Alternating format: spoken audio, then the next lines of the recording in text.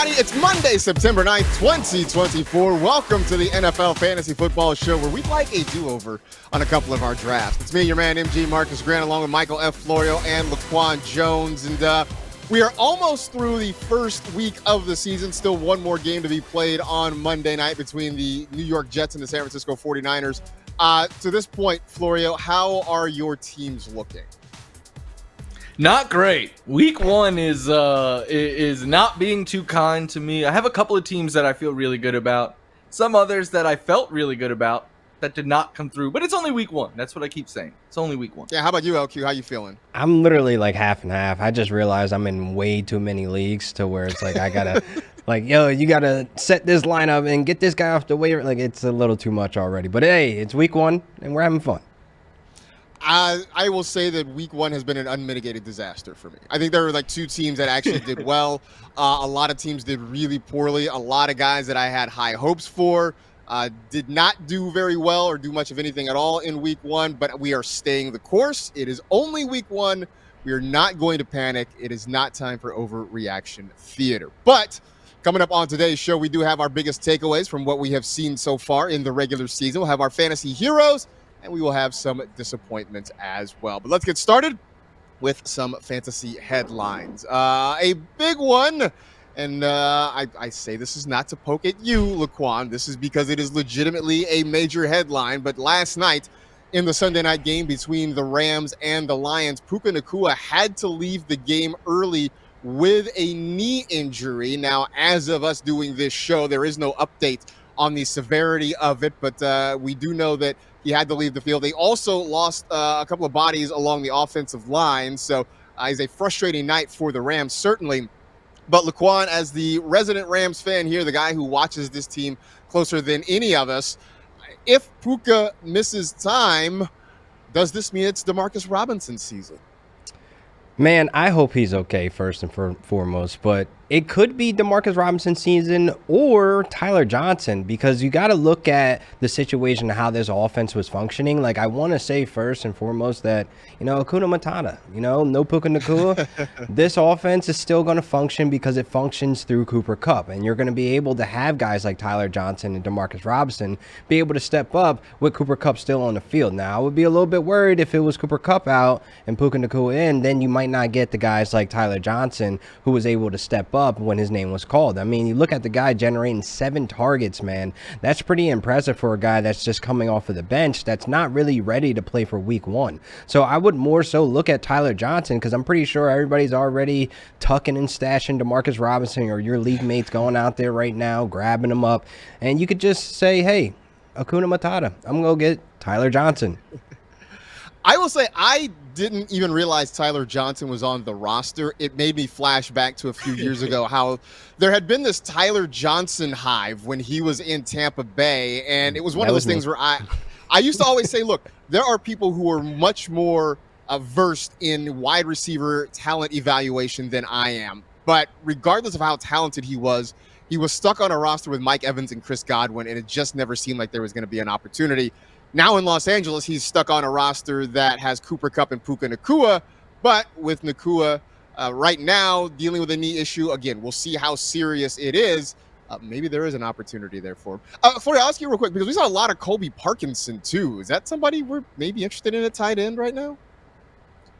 Yes, only because tight end is what it is right now, and it looks absolutely gross after week one. He had the 5 targets, but I do agree with Laquan. Tyler Johnson is who caught my eye last night watching the game because of all the yak he had, and that's Puka's role on this offense. So I think he is better suited maybe to run those Puka routes than anyone else on the team. But the answer to the test is going to be Cooper Kupp. 21 targets. I mean, it was like last season when Kupp was out and half the throws were going Puka's way. That's kind of what I expect until Puka comes back, which hopefully is next week. I mean, those guys dominated the target share when they were on the field together. There's not going to be a lot of oxygen left for anybody else in that passing game. Cooper Kupp never even had that many targets in a game during his Triple Crown season a couple of years ago. So that kind of tells you what things are. But speaking of passing across the league, passing numbers down bad in week one, depending on how you slice it. If you're just looking at gross overall passing numbers, average just over 200 passing yards per game. per team, rather, in week one. If you factor in sack yardage, which takes some things away, you're looking at about 187 yards passing per game. Yikes.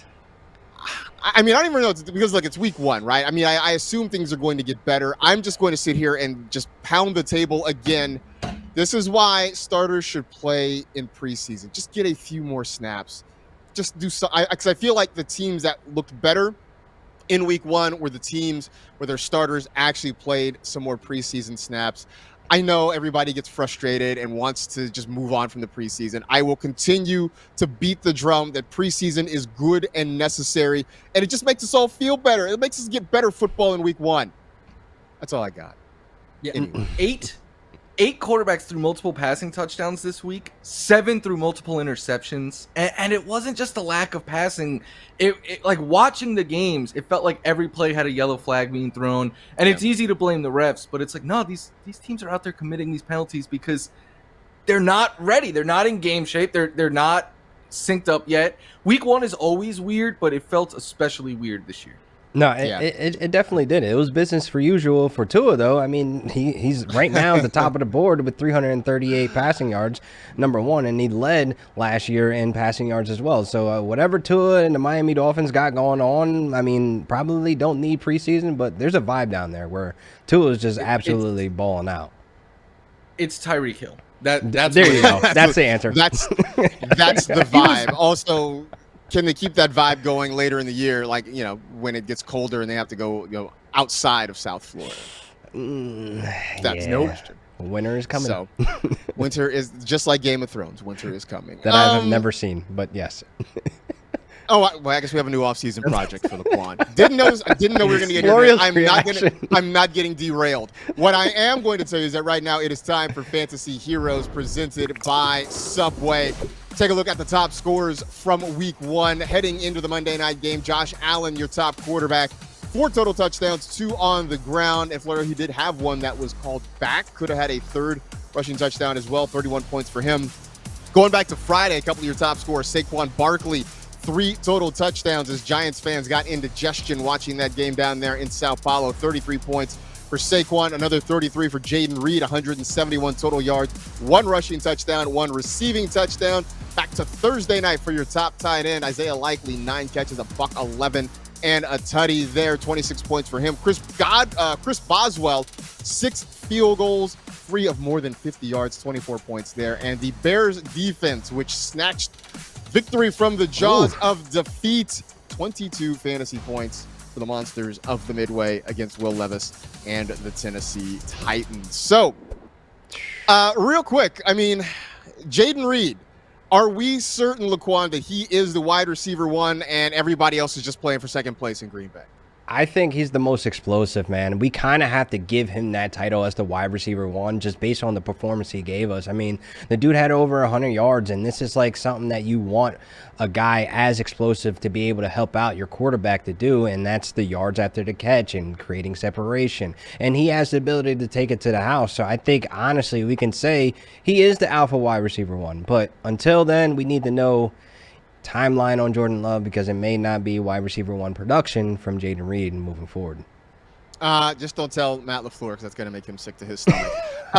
Florio, as the resident Bills fan here, I mean, is this yesterday was a huge performance, right? But can they survive with Josh Allen being a DIY specialist every single week? Yes. There will be downs, like he will have turnovers, but when you're asking him to be, he literally accounted for like 74%, I believe it was, of the Bills' yardage yesterday. So when you're asking one player to be your entire identity, because they also gave up a special teams touchdown, they gave up a bunch of points on defense. Yeah, like there's gonna be some bad plays and stuff, but I mean, he was uber efficient throwing the ball. And it kind of felt like the Bills' whole game plan was just to run the ball because they knew the Cardinals couldn't stop it. That's why I'm not freaking out about Kincaid yet or anything like that. I think there'll be better days for the Bills' pass catchers.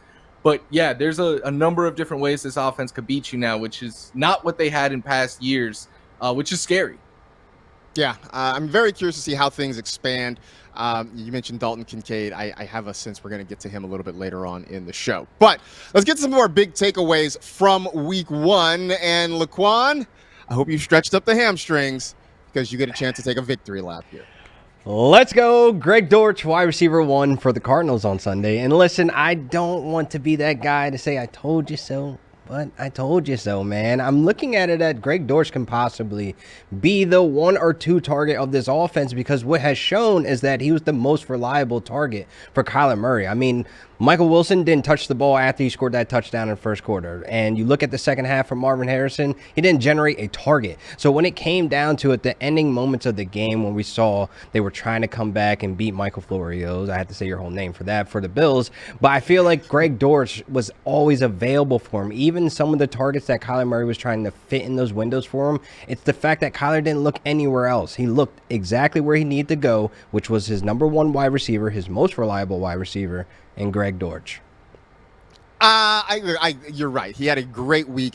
I am not ready to proclaim that he is the number 1 target in this offense. Number 1 wide receiver, I said, though. They have Marvin Harrison Jr. It's 1 game. I'm flexing for week 2. Week 2. All right, that's fine. The Bills lost to Ron Johnson 7 plays in too. I'm giving Marvin Harrison Jr. a pass. Look, it was not a great game for his Harrison. First game. I'm not ready to just proclaim. I'm not ready to crown Greg Dortch yet. Come before on. You are crowning somebody down in Tennessee right now, huh? Yeah, Tony Pollard, he just dominated the volume for the Tennessee Titans. And it got like even when they were trailing, you'd be like, all right, maybe this is where we see Tajay Spears more. And it's like, nope, it was all Tony Pollard pretty much the entire game. He led them in snaps, he led them in carries, he led them in targets. I'm trying to find it in my many list of tweets that 62% of the snaps, 16 carries. He ran the same amount of routes, they had the same amount of targets. He was more productive in every aspect.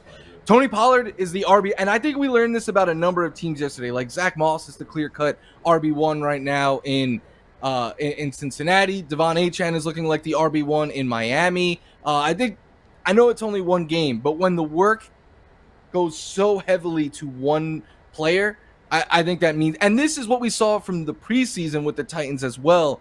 In the limited action we saw with the starters, it was Tony Pollard getting all the work. So I took a couple of shots on Tajay Spears. I don't see any way you could start him until we see this change. I am probably a little bit overweight on Tajay Spears, but you're right. I can't put him in any lineups right now. Just want to see sort of how things go. If it's going to even out. That's what we heard is going to be even snaps. That was not the case this past week against the Chicago Bears. For me, the thing that I took away, Anthony Richardson is going to be so much fun.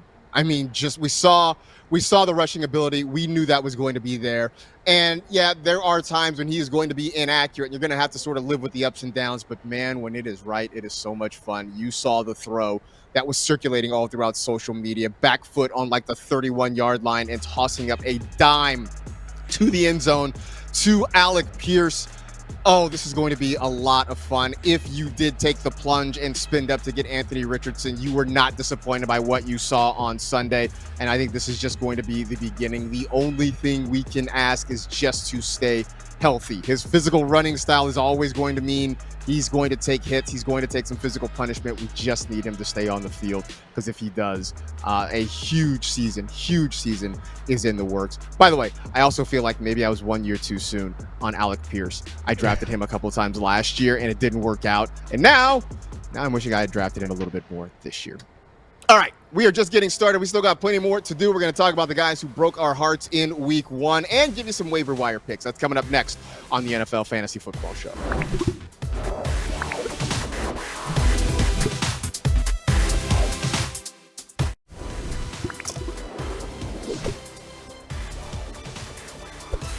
So we talked about the guys who went big earlier in the show. Now it's time to talk about the guys who let us down. And that could be a pretty extensive list. We talked about the lack of passing numbers across the league in week 1. And certainly the pass catchers, wide receivers, and tight ends took the brunt of that. But we went and picked out some specific disappointments for week 1. And Laquan, who was the guy who most left you feeling empty this week? Oh man, I'm sitting on my couch watching this game, man, and I'm like, man, I just was in here in the studio saying this guy's going to be a top 7 wide receiver, and he threw a dud. It was just 3 fantasy points. Is the ghost of Arthur Smith still in that building and with the Falcons? Because Drake London did not show up and show out. And also, man, we're looking at Kirk Cousins. He was struggling in that game as well. So I'm just going to chalk it up that the Steelers had a really good defense and or Kirk Cousins is not 100% fully healthy. But having Drake London having a 1.8 target separation is kind of what we know that he can't separate. But Kirk Cousins never even gave him a chance. He never threw the ball deep, and nothing went past, 10-plus yards. So it's like, come on, man. We got to get Drake London involved. Ray McLeod should not have a 30% target share, by the way, 7 targets. Like, that should not happen ever when you have Drake London as your wide receiver 1. The good news for Kirk Cousins and the Falcons is that they won't have to deal with TJ Watt every week because he was wrecking the house against Caleb McGarry pretty much all day Moving long. furniture. So yeah, so that's a good news. They won't have to deal with that next week. So hopefully things get better because I think a lot of us were left wanting more by Drake London. Petrified. But I'm at petrified least right now. at least Kyle Pitts scored a touchdown, so we all have that going for us. So that's good news. Yeah. Florio, your disappointment. I am in a guillotine league, and I just barely, by the skin of my teeth, survived. In part because I was watching your big disappointment do really nothing on Sunday. Yeah, I went back and forth between which disappointment I wanted to go with because coming into the afternoon games, I'm like, all right, I got Amari Cooper and DK Metcalf in a bunch of lineups, and neither one of them did anything. But Amari Cooper, to me, is disappointing. Although I think when you dive a little deeper, there's 50% of me wants to believe and 50% of me wants to cry for taking so much Amari Cooper already because he had 9 targets and 175 air yards, which was the most going into the late game last night any player had in week 1 in terms of air yards. And he did have one that hit him off the hands. It was a little too out in front of him, but if he catches that one, scores a touchdown, obviously we're not talking about him as a disappointment. That is the optimism in me. The pessimist in me is like Deshaun Watson has been the worst deep ball thrower since he became a member of the Cleveland Browns. Awful. Like, let's just get to the point of the year where Deshaun Watson stops playing football and Jameis Winston comes in and is the hero that we need to save Amari Cooper because, man, the only quarterback I'm more worried about right now than Kirk Cousins is Deshaun Watson. Yeah. Look, you said, I know you had a slip of the tongue there, but at this point, I think if you're a Browns fan, Jamison Williams running RPOs might be a better option than Deshaun Watson trying to throw the coming. ball. You know what? Like, I know we're not doing panic or patience on this show, but I will tell you that I am panicked about Amari Cooper. Literally panicked about Amari Cooper. I want to have the optimism that you do. I just don't. A guy that I'm not panicked about, but was disappointed in on Sunday is Dalton Kade. I figured he was going to be the number 1 target in this offense for Buffalo. He had a ton of targets last year. Stephon Diggs is gone. Gabe Davis is gone. It just seemed like Kincaid was ready to ascend to the top spot on the trust tree. That didn't happen on Sunday. Just 2 targets, 1 catch for 11 yards. Florio, you mentioned the fact that the Bills seemed adamant about running the football, trying to just carve up the Cardinals defense on the ground. So maybe that's what it was. Over the long haul, I'm still very confident that Dalton Kincaid is going to be a large part of the passing game. So this is one in a week where tight ends generally let us down.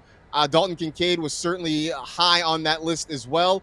I'm not freaking out about it yet. Now, if we are in week 3 or 4 and this is still the same situation, I reserve the right to change my mind and revisit this conversation. But for now, I think we're okay with what we got with Dalton Kincaid. It was just an off game, and we're just going to leave it at that. So, anyway, if you had guys on your roster that had off games and maybe you need to make a change, we're here for you. It is time now for the Waiver Wire presented by YouTube TV. Florio, who should folks be targeting for free agency this week?